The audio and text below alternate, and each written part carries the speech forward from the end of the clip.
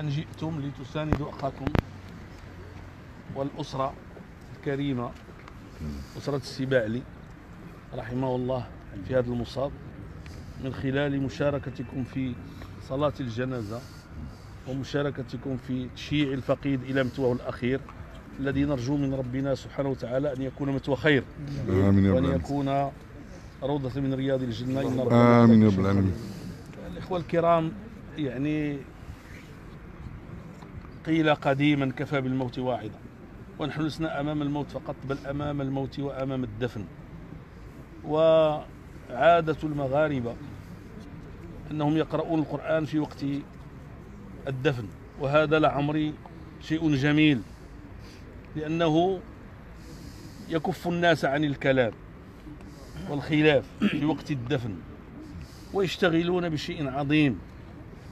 ربما أنتم لا تقدرون ما حقيقة ما معنى كلام الله عز وجل وسورة ياسين بالخصوص. هذه السورة كلها مواعظ عظيمة، وكما قال صلى الله عليه وسلم هي قلب القرآن. وأنا أنقل لكم، أنا دابا هذا النهار فاش أنا كنقراها معكم كنشعر بواحد الخشوع خاص في الآخر ديالها، لأنها تطرقت لكل شيء، لآيات الله في الكون، للرزق، للذين يبخلون، للذين يظنون أن الله سبحانه وتعالى يعني لو أراد أن يفعل شيئا يعفي بذلك، يعفي منه عباده، فهو سبحانه وتعالى قادر على كل شيء، ولكن هو كلف عباده بذلك، على قدرته سبحانه وتعالى على الخلق، أنه إذا أراد شيئا يقول له كن فيكون، على حسرته سبحانه وتعالى. هذه الكلمة ديال الحسرة بوحدها تكفي باش يبقاو الناس واقفين وكيتفكروا وربما كيبكيو على رؤوسهم كيفاش الخالق عز وجل اللي خلق هذا الكون يتحسر على الإنسان. يا حسرة على الإنسان، هذا كلام الله، بمعنى هذا الإنسان علم الله شنو داير باش وصل باش الله سبحانه وتعالى يتحسر عليه.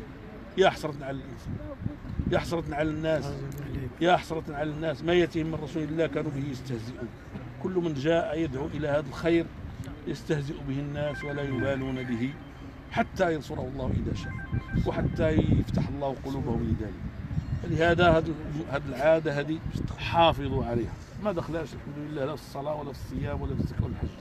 هي عادة حميدة عند المغاربة، والمغاربة ما تقولوا لهمش راه هما داك الشيء اللي كيديروه لهم فيه أصول أو اجتهادات مقبولة. هذا هو اللي كان الرأي ديال الفقهاء منذ زمان. وبغيت نقول للإخوان جميعا، هذا الموقف كم من مرة قلت لكم هذا الكلام، ولكنني لن أسأم من تكراره ما دمت حيا، وهو أنه راه بحال اللي كنجيبوا اليوم والبارح وربما غدا الميت ديالنا وندفنوه، غادي يجي واحد الوقت قريب غيكون الدور علينا ويكون النوبة علينا إن شاء الله. صفت لي واحد في الفقراء واخا ان شاء الله. شي واحد الله الفقيه سير عنده راه بغا يتصدق عليكم، الله يجزيك سير. ولهذا الله يجزيكم بخير. انا بغيتكم هو جاي الحاج بغا يدير غير الخير. انا ما قدرت نوقف. نصاب يكونوا كاملين بحال كيديروا بحال اللي كدير. هذا عاود شكون في الجنازه ديال خويا الله يتقبل. موالين الجنازه غيخلصوكم. هذا لله يا ربي تقبل منهم. موالين الجنازه غيخلصوكم ان شاء الله. ان شاء الله صافي سالينا موالين الجنازه غيخلصوكم ان شاء الله. غيخلصهم اللهم للجنازه، ولا بغى شي واحد من المؤمنين يتهلا الله يرحمه مسكين. الله يرزقك الاجر والصبر الحاج، الله يرزقك الصبر والاجر انت ولا لا. وحنايا دابا خصنا نتعظوا بهذا الشيء الجنازه غيخلص ان شاء الله. صافي الحاج صافي. خليه على خاطره، خليه يقول اللي بغى، خليه يجلس، خليه يوقف، خليه على خاطره. هذا خويا صافي خوه، هذا خوه اللي كيعرف شنو هو دابا الالم، هو خوه. هو نتوما كل واحد في شكل، ولكن راه هو كيشعر بواحد الالم خاص به الله سبحانه وتعالى. لان بحال اللي قالت الحجاج الزوج موجود والولد مولود والاخ مفقود، هو اللي عرف دابا شنو خصك. فالله سبحانه وتعالى الاخوان ديالنا المحترمين، هذا الشيء اللي بقى في الحياه ديالكم، سمعوا لي مزيان، هذا الشيء اللي بقى في الحياه ديالكم التزموا. دابا هذا السباعلي صديق ديالكم واخ ديالكم، عشتيو معاه زمان وجيتيو باش تحضروا الجنازه الوالد ديالو بهذه العلاقه اللي كانت بيناتكم. وغيكتب له الله سبحانه وتعالى الدعاء اللي دعيتيه معاه في الصلاه والدعاء اللي كتدعيو معاه دابا. ربما يكون فينا شي رجل صالح ويتقبل الله سبحانه وتعالى الدعاء ويغفر للاخ ديالنا السي مبارك باعلي. هاد الطريق هذه اللي شديتيو ماشي سهله، فهمتيني ولا لا؟ ودائما كان عندها خصوم في التاريخ وما غيخليو حتى شي وسيله باش يواجهوكم ويفتنوكم على الدين ديالكم. شدوا الدين ديالكم وتمسكوا به على الوجه الصحيح، واللي قدرها الله توقع. فهمتي؟ ما تخافوا من حتى شي حاجه. حنا عبيد تحت الله، عايشين في ارض الله، كناكلوا من رزق الله، كنعبدوا الله سبحانه وتعالى. ما تعصوش الله سبحانه وتعالى، ما تمشيوش في شي اتجاه اللي ما قال لكمش الله سبحانه وتعالى. اللي كان كيعصى الله سبحانه وتعالى ولا كيخالف الله سبحانه وتعالى، ان الله غفور رحيم، يرجع ويتوب الله سبحانه وتعالى قبل ما يحق القول، وقبل ما تجي الساعه، وقبل ما يكتب عليه الله الموت، وقبل باش نكونوا في هذه الامه هذه واحد الجزء منها معروف بالخير ومعروف بالدعوه الى الله ومعروف بالاستقامه ومعروف بالرفق بالناس ومعروف بالرحمه ومعروف انا شفت هذا السيد هذا اللي جا كيعطي هذيك 20 درهم، هو راجل كبير. ونقول لكم انا اثر فيا، علاش؟ لان شفت بزاف ديال المرات كنمشيو للجنائز وكنعرف باللي كان بعض الاخوان عندهم شويه الامكانيات، ولا واحد فيهم تنشوفو تيمد يدو لشي واحد مسكين ولا لهذوك اللي كيدفنوه في المقابر. وما نخبيش عليكم، الحمد لله انا ملي كيتيسر لي داك الشيء راني كنعملو. بغيتكم حتى نتوما ديروا هذا الاخوان ديالنا. بغيت نعرف غير شنو هو اللي كيميزكم. الا ما ميزاتكمش العبادات وميزاتكم الصدقه وميزكم العمل الصالح وميزكم الاستقامه وميزكم الاحتياط وميزكم الابتعاد عن الشبهات، شنو بغيتيو ديروا بهذه الدنيا وشنو بغاو الناس بكم؟ هذا هو الطريق. واستقم، قال له فاستقم كما امرت ومن تاب معك ولا تطغوا، بمعنى هو مكلف في الباقي. ان الله يدافع عن الذين امنوا.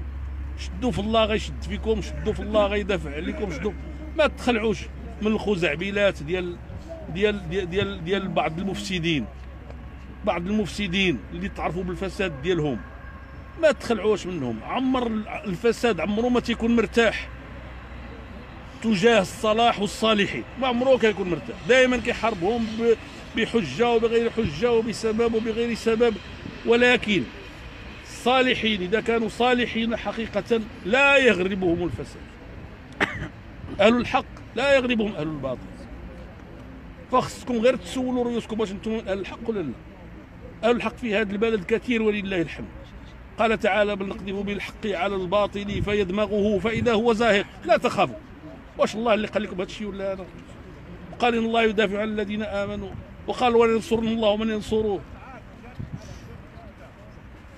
ولا ينصرن الله من ينصروه. انصروا الله، انصروا الله في انفسكم، انصروا الله في اسركم، انصروا الله في مجتمعكم، انصروا الله في الكون، سينصركم الله، هذا ما فيه شك. والنصر هو ان يكون الانسان راسه مرفوعا، وان يكون الانسان معروفا بانه يعني ظاهره كباطنه يعني لا يتغير منه شيء.